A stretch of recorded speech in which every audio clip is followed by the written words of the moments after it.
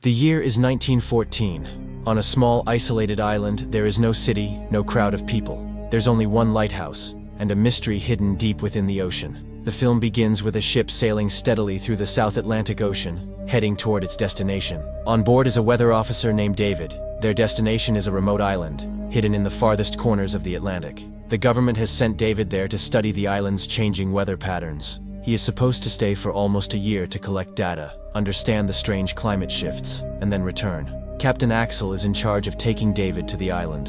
Along with them, they carry food and all the supplies David will need for an entire year. After a long journey, they finally reach the island. Using a small boat, they land and bring all the necessary items ashore. On the island, there is a lighthouse and a small house, David's new home. They are here to replace the previous weather officer, whose time on the island has come to an end. From this moment, David becomes the new weather officer. The old officer, Robert, is supposed to return home on Captain Axel's ship, but when they enter the house, they are shocked. There is no sign of anyone. The furniture is scattered. The room is a mess. It looks like something terrible has happened. Thinking that the officer might be in the lighthouse, David and the captain rush there without wasting time. What they see at the lighthouse is even more disturbing. The entire structure is surrounded by sharp, pointed wooden stakes, as if someone deliberately blocked the entrance to keep people out. Captain Axel and David knock on the lighthouse door several times, but there is no response. Eventually, they force the door open and go inside. At the top of the lighthouse, they find a man named Gruner lying down. When they ask Gruner about the previous weather officer, he casually replies, "He's dead. He had a terrible disease." But when the captain asks what happened to the body, Gruner gives an even stranger response. Maybe someone killed him. Both David and the captain are shocked by Gruner's words. They begin to suspect that something is wrong with Gruner's mental state. But without finding the old officer or his body, they can't be sure of anything. Captain Axel tells David that he still has the option to leave with them, but David decides to stay. He knows that if he can send accurate weather reports from this island to the government, he could earn a lot of money, and he needs that money badly. Before leaving, the captain gives David a gun for protection. This place might not be as safe as it seems. After the ship departs, David organizes the house and makes it livable. In one of the drawers, he finds the old officer's diary. It turns out the officer arrived on the island in 1913. The diary contains a lot of writing about the island, but most of it is unclear and some parts are incomplete. David reads every line carefully. There are also sketches of strange-looking animals. David doesn't understand why the officer drew such pictures. Maybe he was lonely and did it to pass the time. On one page, there's also a photo of his wife. Tired from reading, David eventually falls asleep. The next morning, he begins his work, but when he reaches the sea, he stops in his tracks. Some stones are arranged in a strange formation between the rocks, and seashells are placed among them in an odd pattern. Confused but curious, he moves on and gets back to work. Collecting weather data is, after all, the reason he came here. While working, David looks toward the lighthouse through his binoculars and sees someone else standing with Gruner. But then he thinks, maybe it's just his imagination. It was night, and David was busy working when he heard a knock on the door. He thought it might be Gruner. David called out his name, but there was no response. As David stepped forward with a lamp in his hand, he heard strange sounds. Then, to his horror, he saw a hand, something trying to reach under the gate. But this was no human hand. Fear gripped David's heart. He immediately ran to the basement and hid there. Within moments, the mysterious creature entered the house. It began searching for David, moving silently. From a small crack in the basement wall, the creature's terrifying eyes stared directly at him. David grabbed a knife, and as soon as the eyes came close to the crack, he struck with full force. The creature let out a scream and ran away, but David knew it could return at any time. He quickly shut the basement gate, tied it tightly with a rope, and spent the entire night there, awake and afraid. The next morning, when David stepped outside, he saw strange marks in the sand. The footprints didn't look human. It was clear that this wasn't the work of any person. The tracks led straight to the sea, and then disappeared. Now David understood why Gruner had placed sharp logs around the lighthouse. They were probably meant to keep that creature away.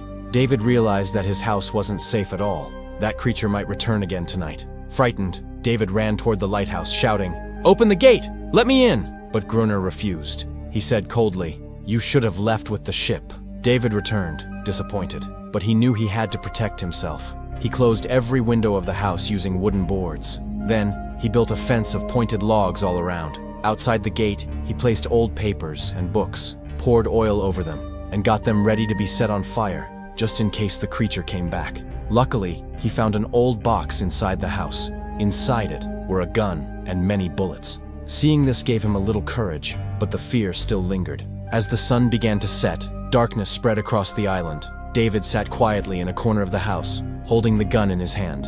His breathing was heavy and fast. Suddenly, he heard a strange noise. When David stepped toward the window, he froze in shock. Not just one, but many of those strange creatures were rising from the water, all heading toward his house. Within moments, they began trying to break the gate. David immediately started shooting. Some creatures fell, but the rest became even more aggressive. They were trying to force their way in. As their numbers grew, David quickly set fire to the papers and books outside the gate. The flames scared the creatures. One by one, they fled back into the sea. But now, the fire had reached David's house. The wooden structure caught fire quickly, and flames spread like lightning. David wrapped himself in a sheet to protect himself. He broke through the gate, ran out, and hid behind a large rock near the lighthouse. His right hand was badly burned. Fortunately, it started raining at that very moment. Slowly, the rain began to put out the fire. But despite the rain lasting all night, by morning, David's house was nearly burnt to ashes. Now, if David wanted to survive, he had no choice but to take shelter in the lighthouse. He picked up his rifle and hid among the rocks nearby. When Gruner came out of the lighthouse to fetch water, David quietly followed him. His plan was to hold Gruner at gunpoint and enter the lighthouse. But just then, a strange creature attacked David. Gruner immediately stopped him and said, "This is my pet." David lowered his gun but made a condition. If Gruner wanted to stay alive, he had to let David stay in the lighthouse too. David had enough gunpowder and food for both of them to survive the year. Gruner remained silent for a moment, then slowly agreed. Before evening, the two of them returned to the lighthouse, carrying whatever food was left. The next morning, while David was asleep, the creature gently licked his injured hand. To his surprise, the wound began to heal significantly. David was shocked. It was hard to believe what was happening right in front of him.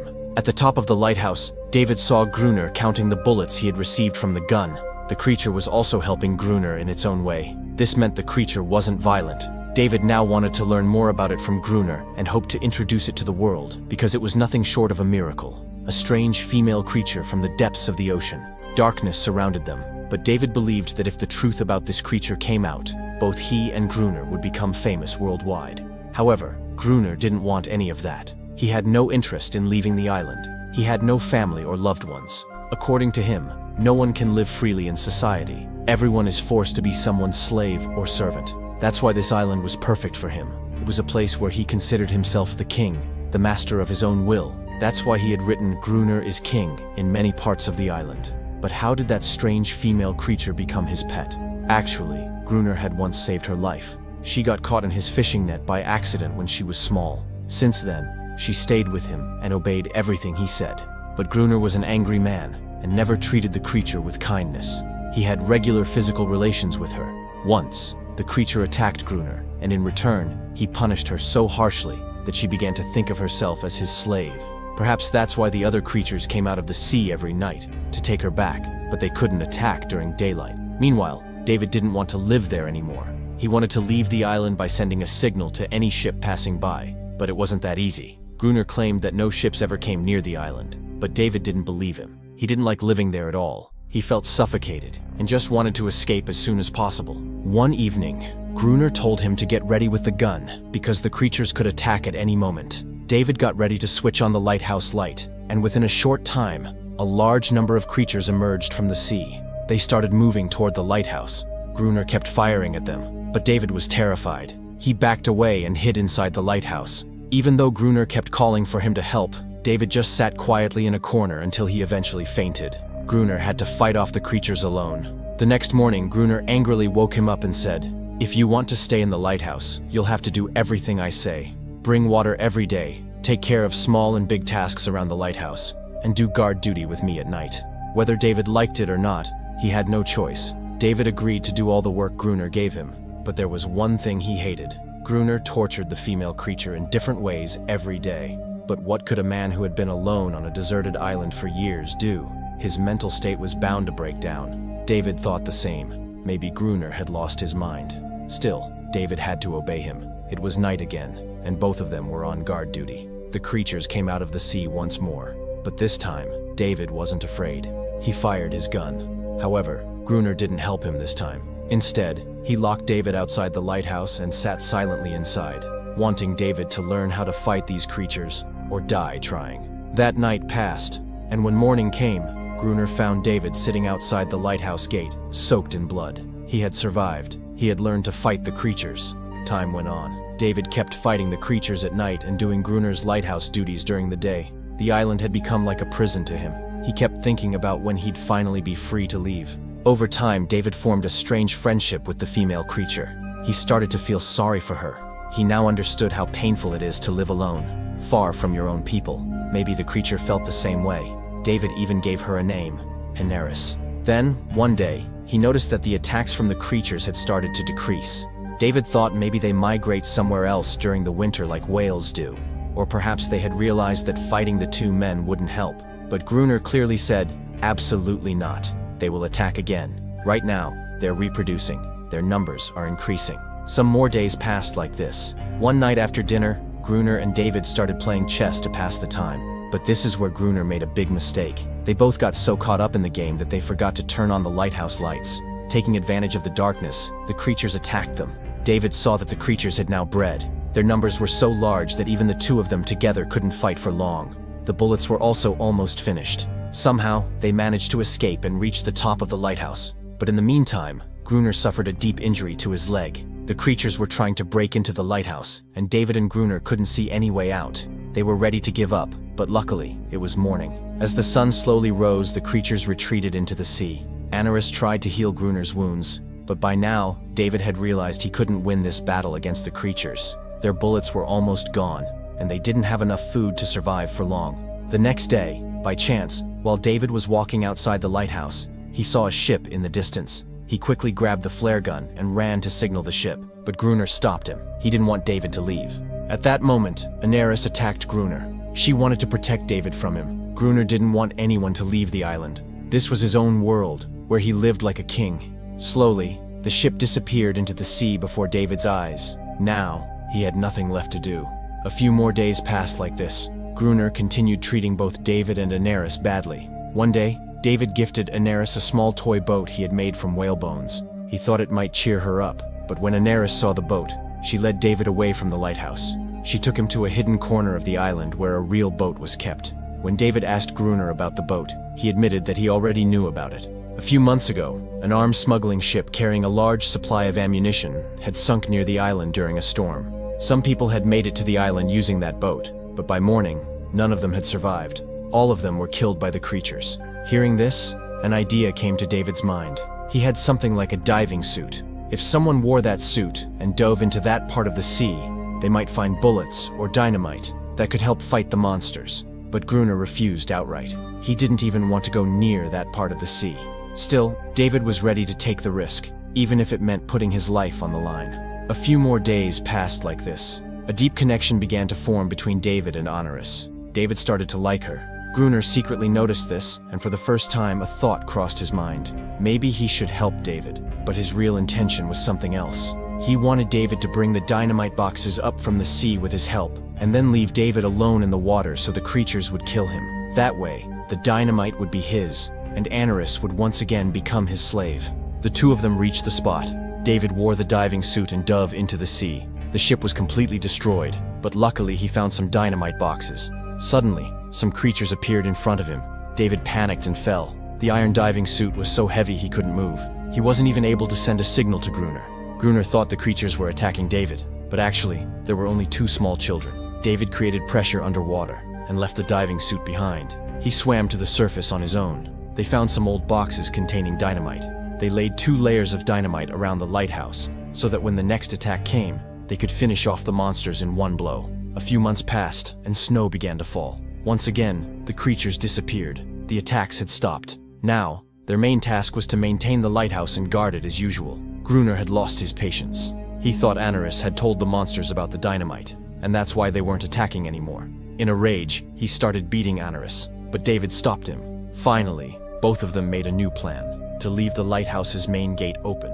That way, when the creatures came, they could lure them in and blow them up with the dynamite. Soon, the creatures emerged from the sea. They headed straight toward the lighthouse and attacked David as soon as they reached the gate. David bravely fought them. As soon as the creatures neared the lighthouse, Gruner pressed the lever for the dynamite, but nothing happened.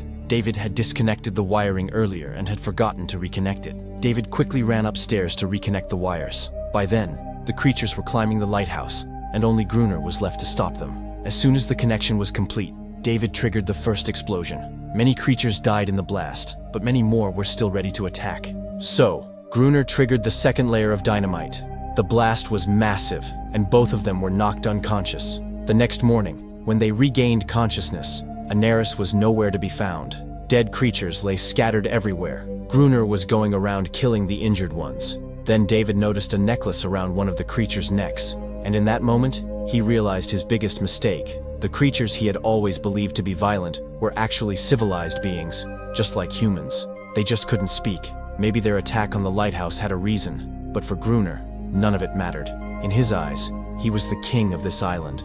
After that day, those creatures never attacked like that again. But every day, a crying sound came from the seashore. David still didn't realize how much damage they had caused, how many families had been broken, how many children had lost their loved ones, all because of a misunderstanding. The next day, David saw some small children of those creatures in the sea.